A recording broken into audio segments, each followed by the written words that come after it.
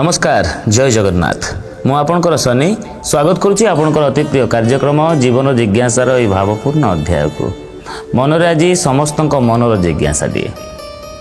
समस्ते कहते जे दुनिया रे केवल भल काम करने दरकार सत्कर्म करने उचित। तेबे भल लोक मैंने ही बेसी कष्ट पाई आम देखू कहीं ए संपर्क में संपूर्ण तथ्य रखापी आम सहित जोड़ी होती आमर अति प्रिय ज्योतिर्विद एवं वास्तुविद पंडित चित्तरंजन महापात्र। नमस्कार जय जगन्नाथ। जय जगन्नाथ। जी भल कर्म कला सी ही बेसी कष्ट पाइला कहीं यह पचर रहस्यटा कौन? दुखी लोक मैंने आम देखू खुशी करुँच जो मैंने पाप कर देखु से खुशी अच्छा जो मैंने सब सत्कर्म कर भगवान एत कष्ट कहीं दिखती?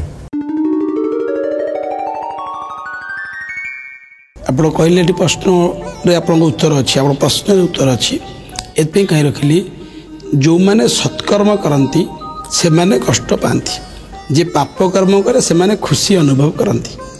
देखंतु भल लोक कष्ट पाइबाटा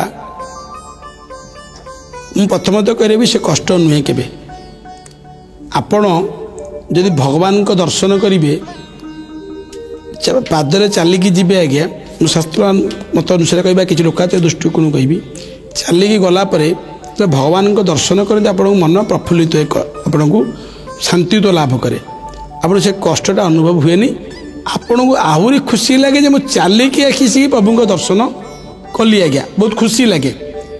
जदि सही परिस्थिति रे गोटे व्यक्ति बड़ गाड़ी धरी से रास्तार जाकि प्रभु दर्शन करिब से कहब जे मु आसी प्रभु दर्शन कली ताकू मानसिक स्तर में पूजा अर्चना कर शांति लगी पारे। किंतु जो व्यक्ति चलिकी जाइए जे से कहे तू गाड़ी रे आसिले मुझे चलिकी आसी प्रभु मो कथा आहरी अधिक शुणे कहीं बहुत कष्ट कर बहुत खुशी लगे।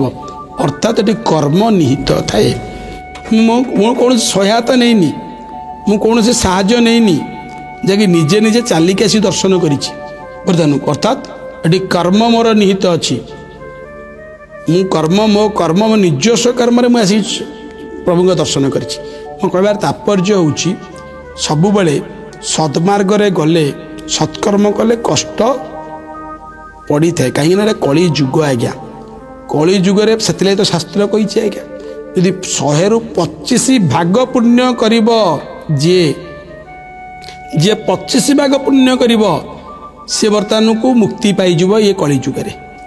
आजिका दिन में कई 25 भाग पुण्य करू ना कह रखी आज्ञा बहुत बड़ बड़ मुनि ऋषि मैंने भी कहते ये कली जुगे कई 25 भाग पुण्य करें आज्ञा कहीं करें ना साधु सत व्यक्ति विशेष उपयुक्त स्थान रही भी ये कली जुग एमती एक जुगर आप अवतारण करेंगे आप पादे पाद के पाप बर्तमान को तो से रखी ये जो पापरे बुड़ीकी अच्छी जो पापर जगह से पापी लोक सुख मद पीवा लोक को यदि मद पीवा जगह छाड़े सी कौन कह जा बढ़िया है मत खुशी लगे मुझे बहुत गुड़े मद पीबी जो लोग मद पीऊनी छाड़े कौन हम कष्ट लगे बर्तमान से जगह मतलब सी कह पा दरकार मत भल पानी पीबी मुझे मदरा पी शोष मेटेबी कि आज्ञा मो कह उद्देश्य हूँ कली जुगे भल लोकटे चलवा कहीं कली जुगे प्रत्येक जगार पाप भरी अच्छी आज्ञा पापटी भगवान भरी करना आमे मैंने भरी कर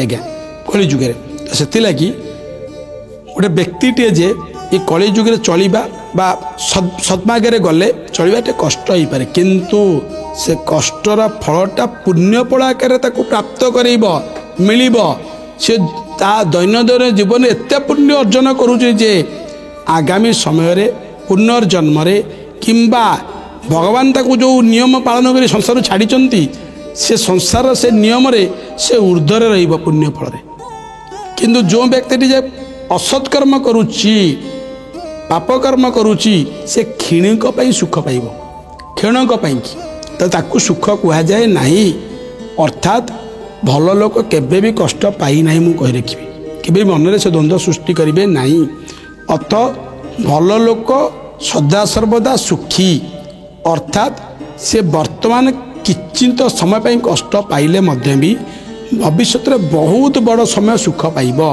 तो ये जीवन रे आमे केबे भी आपन देखिबे मु कहली मु आज कष्ट पाइली भल लोकटे मु आज्ञा ମୁଁ କଷ୍ଟ ପାଇଲି ଏକୁରେ ମୁଁ ସଦ୍ମାର୍ଗରେ ଗଲି ଭଗବାନ ଭଜନ କୀର୍ତ୍ତନ କଲି ସତ୍ୟ ଧର୍ମରେ ଗଲି ଆଜି ମୁଁ କଷ୍ଟ ପାଇଛି ତ ମୁଁ ଧରନ୍ତୁ ମୃତ୍ୟୁବରଣ କଲି ମୋ ପିଲାମାନେ ତ ସବୁ ସୁଖ ପାଇବେ ସେମାନଙ୍କ ପାଇଁ କିଛି ପୁଣ୍ୟ ଅର୍ଜନ କରିଦେଲି। ଜଣେ ବ୍ୟକ୍ତି ଖରାପ କାର୍ଯ୍ୟରେ ଲିପ୍ତ ରହୁଛି ସେ କ୍ଷୀଣଙ୍କ ସୁଖ ପାଉଛି କିନ୍ତୁ ସେଇ ଦେଖନ୍ତୁ କର୍ମ ଅର୍ଜିତ ଫଳ ଏଇଠି ଭୋଗିବେ ଆଉ ପର ନାହିଁ ଆଜ୍ଞା। ଯାହା ପାପ କରିବେ ଏଇଠି ଭୋଗିବେ ମରିବା ସମୟ ଭୋଗିବେ। ଏଇଠି ତ ଉଦାହରଣ ଦିଆଯାଉଛି ଆଜ୍ଞା ଯିଏ ମଦ ପିଇବ ତାକୁ କ୍ଷୀଣଙ୍କ ସୁଖ ପ୍ରାପ୍ତ କରିବ କିଡ଼ନୀ ହରେଇକି ମରିବ। କିନ୍ତୁ ଗୋଟେ ଲୋକଟି ଯଦି ଭଲ କର୍ମ କରିକି ସୁସ୍ଥ ଜୀବନଯାପନ କରୁଥିବ ସେ ମୃତ୍ୟୁ ସମୟରେ ତାର ମୃତ୍ୟୁଟା ବିଳମ୍ବ ଉପଯୁକ୍ତ ବୟସରେ ମୃତ୍ୟୁ ହେବ ଏବଂ ଉପଯୁକ୍ତ ମାନ ସମ୍ମାନ ପ୍ରତିଷ୍ଠା ନେଇ ମୃତ୍ୟୁବରଣ କରିବ। କିନ୍ତୁ ମଦ ପିଇ ମରୁଥିବା ଲୋକଟି ଯେ ମାନ ସମ୍ମାନ ନେବନି ଅଳ୍ପ ବୟସରେ ମୃତ୍ୟୁବରଣ କରିବ ଏଇଠି ପାର୍ଥକ୍ୟ। ଅର୍ଥାତ୍ ଭଗବାନ କହିଛନ୍ତି ଯେ ଭଲ ଲୋକ କେବେ କଷ୍ଟ ପାଏନି। ଆମକୁ ଚାଲିବା ପାଇଁ କଷ୍ଟ ଲାଗୁଛି କିନ୍ତୁ ଯେ କଷ୍ଟ ଆମକୁ କେବେ ଅନୁଭବ ହୁଏନି। କିନ୍ତୁ ଆଗାମୀ ସମୟ ପାଇଁ ଆମେ ଗୋଟେ ବହୁତ ପ୍ରଶସ୍ତ ଲମ୍ବା ସୁଖ ସମୟ ତିଆରି କରୁଛେ ଏହା ଭାବି ନେବେ। ଅତି ସୁନ୍ଦର ସମାଧାନଟିଏ ଦେଇଥିବାରୁ ବହୁତ ବହୁତ ଧନ୍ୟବାଦ। ଆଶା କରୁଛି ଆପଣମାନେ ମଧ୍ୟ ଏହି କାର୍ଯ୍ୟଗୁଡ଼ିକ ନିଜ ନୀତିଦିନିଆ ଜୀବନରେ ଆପଣେଇବେ। ଗୋଟିଏ କଥା କହିବାକୁ ଚାହିଁବି ସତ୍କର୍ମ ନିହାତି ଭାବରେ କ୍ଷଣିକ ଦୁଃଖ ଦେଇପାରେ କିନ୍ତୁ ଗୋଟିଏ ଦୀର୍ଘସ୍ଥାୟୀ ସୁଖ ଆମ ଅପେକ୍ଷାରେ। ଜୀବନ ଜିଜ୍ଞାସା କାର୍ଯ୍ୟକ୍ରମରେ ଆଉ କିଛି ଜିଜ୍ଞାସାମୂଳକ ପ୍ରଶ୍ନ ତାର ଅତି ସୁନ୍ଦର ସମାଧାନ ସହିତ ପୁଣି ଥରେ ଫେରି ଆସିବୁ। ଆଜି ପାଇଁ ଏତିକି ରହିଲୁ। ନମସ୍କାର।